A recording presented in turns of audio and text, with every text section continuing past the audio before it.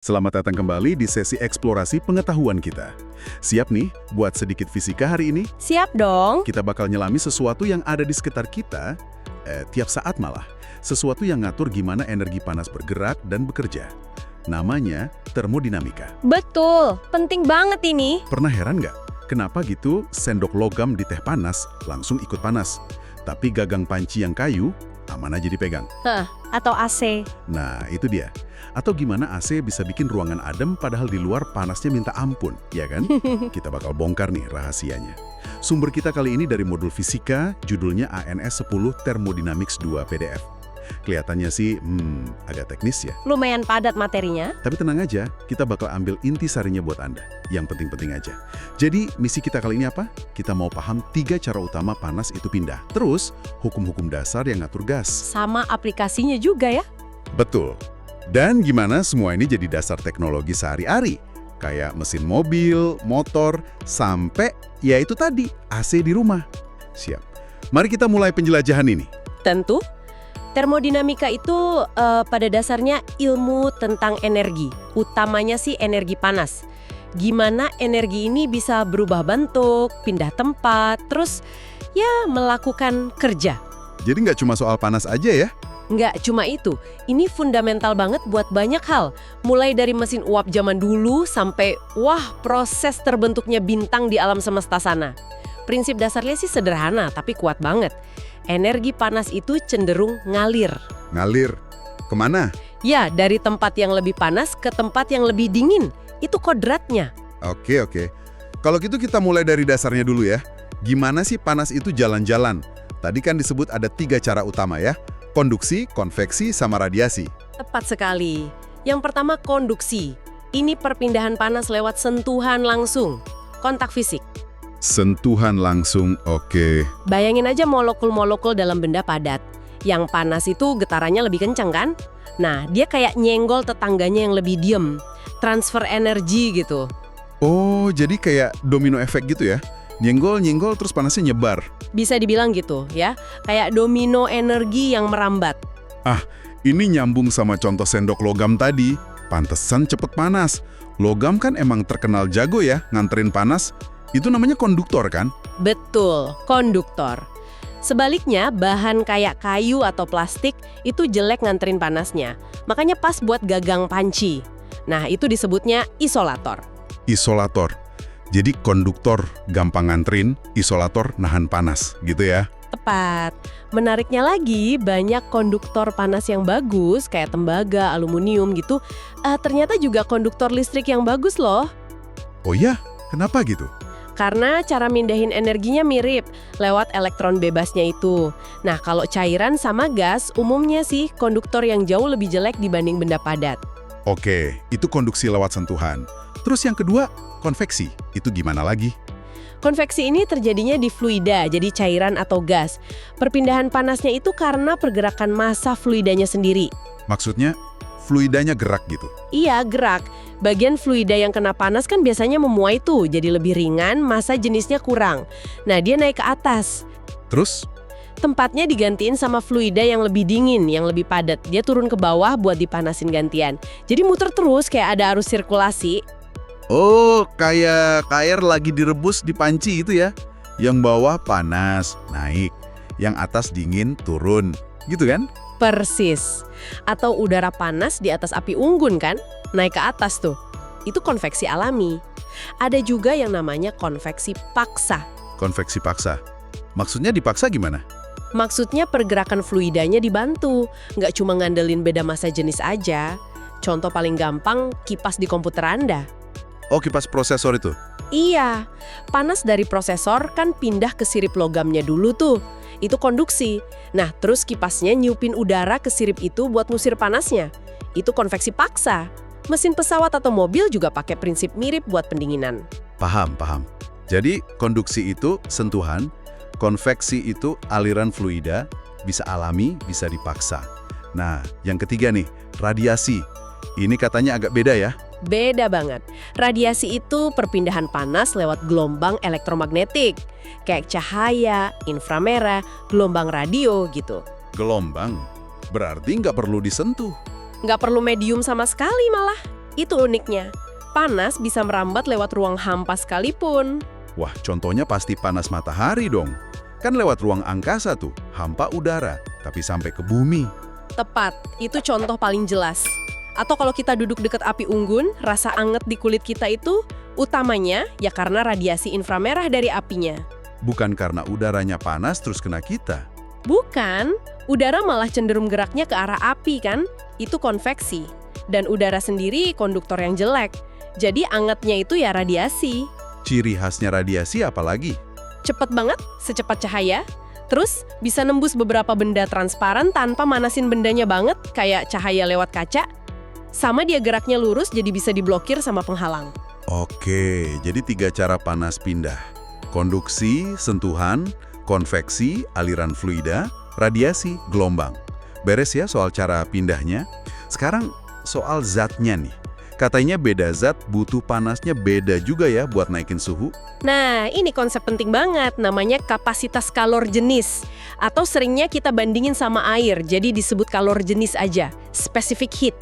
Ini ukuran seberapa banyak energi panas yang dibutuhin buat naikin suhu satu satuan massa zat sebesar 1 derajat. Terus pentingnya apa nih kalor jenis ini? Gini, air itu punya kalor jenis yang tinggi banget dibanding zat lain pada umumnya. Tinggi banget, artinya? Artinya, air butuh banyak banget energi buat naikin suhunya.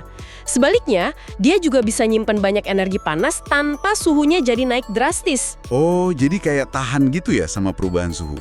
Air doang padahal. Menarik. Nah, udah paham nih cara panas gerak, terus gimana zat nanggepin panas. Ini bawa kita ke aturan main dasarnya ya. Hukum termodinamika. Betul. Ada beberapa hukum dasar sebetulnya, tapi kita fokus ke 2 yang utama aja deh. Hukum pertama termodinamika itu intinya ngulang lagi hukum kekekalan energi. Energi itu nggak bisa diciptain, nggak bisa dimusnahin, cuma bisa berubah bentuk aja. Jadi energi di alam semesta ini jumlahnya tetap gitu. Kalau kita bakar bensin di mobil, energinya nggak hilang tapi jadi gerak, panas, suara, gitu. Tepat. Energi kimia bensin jadi energi panas pas dibakar, sebagian jadi energi gerak mobilnya, sebagian besar kebuang jadi panas ke lingkungan, ada juga suara knalpot. Tapi kalau ditotal ya sama aja jumlahnya. Implikasinya apa nih hukum pertama ini? Penting banget, nggak mungkin kita bikin mesin gerak abadi. Mesin yang bisa jalan terus tanpa dikasih energi atau malah ngasilin energi lebih dari yang masuk. Mustahil. Energi itu harus ada sumbernya. Oke, energi itu kekal, nggak bisa nambah atau kurang. Sip. Terus, hukum kedua. Ini yang katanya agak filosofis ya. Hahaha, bisa dibilang gitu sih. Hukum kedua ini punya banyak cara nyatainnya. Tapi intinya soal arah alami proses di alam semesta.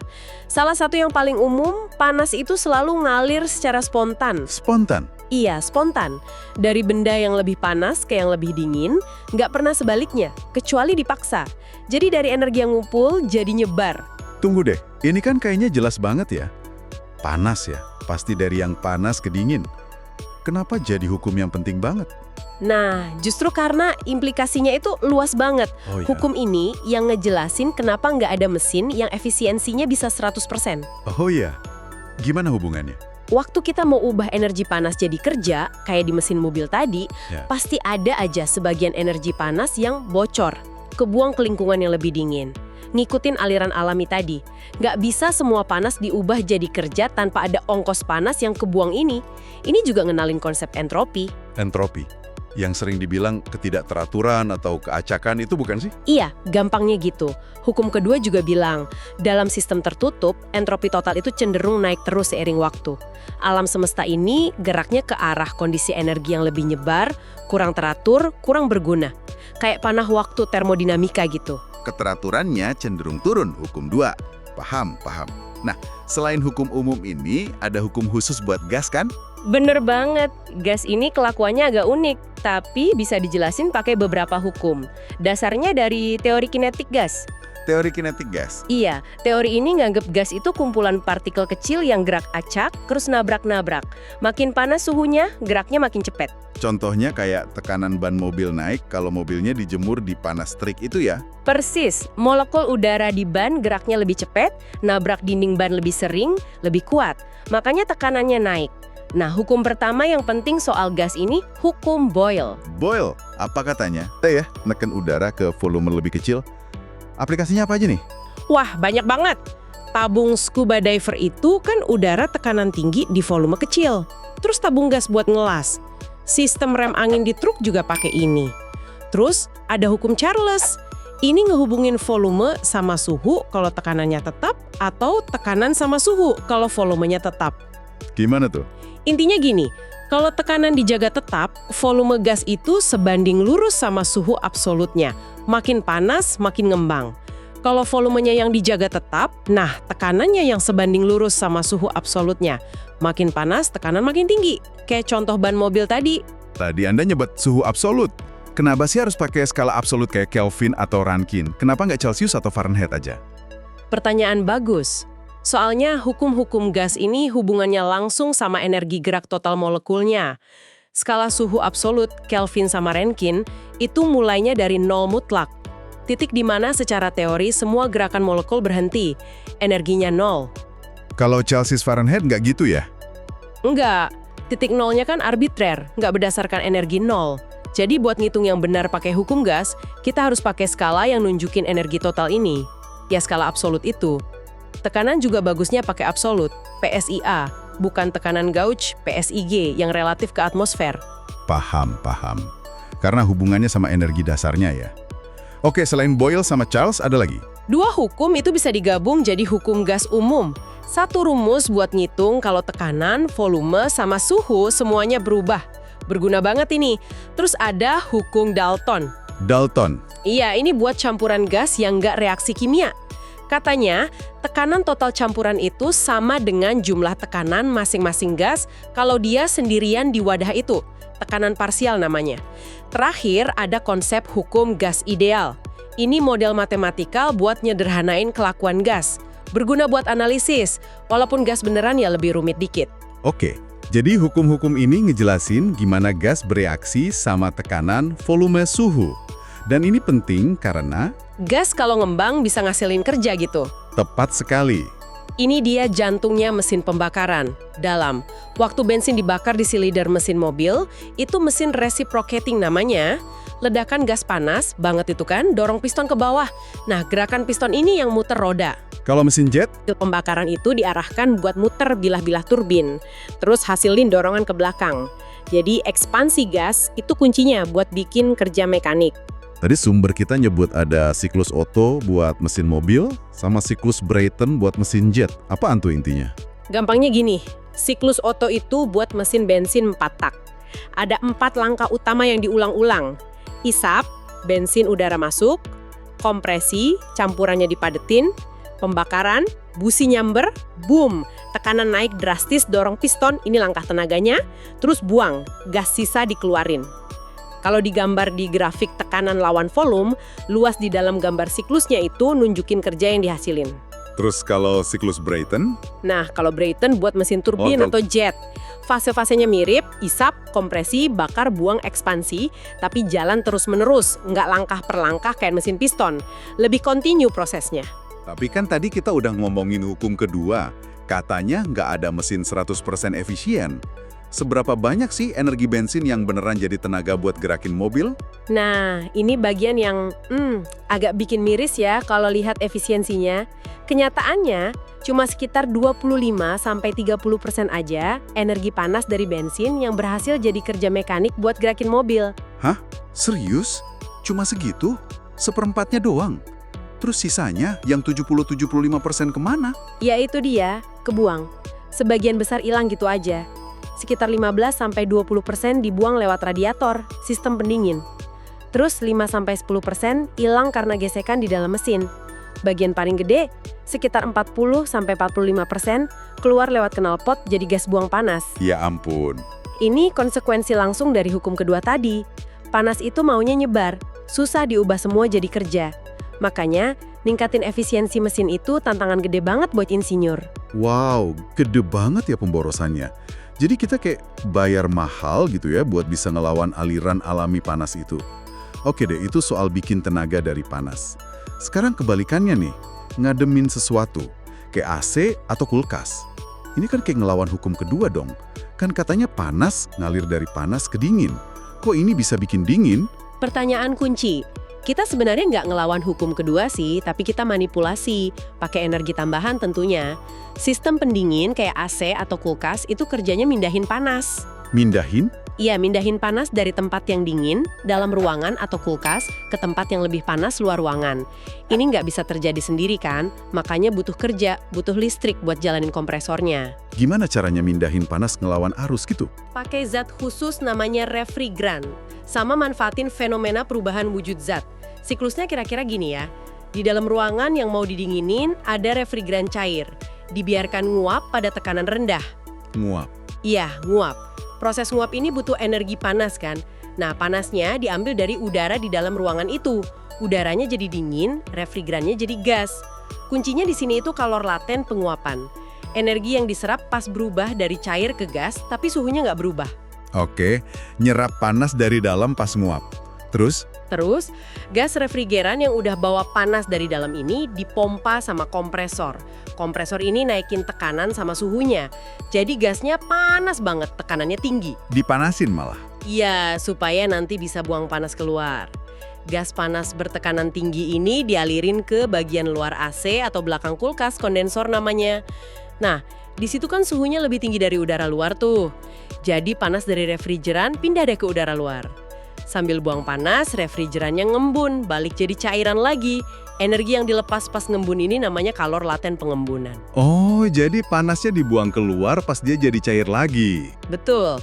Nah, cairan refrigeran yang udah agak dingin ini dilewatin katup ekspansi. Tekanannya diturunin lagi, suhunya turun lagi. Siap deh balik ke dalam ruangan buat nyerap panas lagi. Muter terus gitu siklusnya. Jadi AC atau kulkas itu intinya kayak pompa panas ya. Dia memompa energi panas dari dalam keluar. Pakai listrik buat jalanin pompanya, kompresor, terus manfaatin sifat si refrigeran yang bisa nyerap atau melepas panas banyak pas ganti wujud. Cukup cerdik ya caranya. Cerdik banget. Manfaatin perubahan fase zat buat mindahin energi panas secara efektif. Ini nunjukin gimana kalau kita paham termodinamika, kita bisa bikin teknologi yang kayaknya ngelawan intuisi soal aliran panas alami. Oke. Jadi kalau dirangkum nih ya, kita udah lihat panas pindah lewat konduksi, konveksi, radiasi. Terus kita tahu energi itu kekal, hukum 1, tapi cenderung nyebar dan jadi kurang berguna, hukum 2, entropi. Kita juga lihat gimana gas nurut sama hukum Boyle dan Charles, yang jadi dasar mesin pembakaran walaupun ya itu tadi efisiensinya terbatas banget. Dan terakhir, kita bisa memaksa panas pindah ke arah sebaliknya buat ngademin ruangan, pakai trik perubahan wujud sama kalor laten. Wah, banyak juga ya konsep penting dari satu modul ini. Emang termodinamika ini menyentuh banyak banget aspek kehidupan. Dan kalau kita coba tarik lebih jauh lagi ya, pemikiran soal hukum kedua sama entropi nih, kecenderungan ke arah ketidakteraturan, energi yang nyebar, ini sebenarnya munculin pertanyaan menarik loh. Pertanyaan gimana tuh? Kita kan sering ngomongin efisiensi energi di mesin ya. Tapi gimana kalau konsep efisiensi atau pemborosan ini kita terapin ke sistem lain? Ada nggak sih pemborosan energi atau peningkatan ketidakteraturan di sistem ekologi misalnya? Atau mungkin di aliran informasi di zaman digital kita yang penuh noise ini? Di mana lagi ya kita lihat energi atau potensi yang kebuang gitu aja karena kecenderungan alami buat nyebar dan jadi nggak teratur ini? Di sistem-sistem sekitar kita? Wah, pertanyaan yang dalam banget tuh buat direnungin. Gimana kita bisa lebih efisien? Dalam arti yang lebih luas ya, nggak cuma soal mesin. Menarik sekali. Terima kasih banyak nih udah memandu penjelajahan termodinamika kita hari ini. Sama-sama. Senang bisa berbagi. Dan tentu saja terima kasih Anda sudah menyimak. Sampai jumpa di pembahasan berikutnya.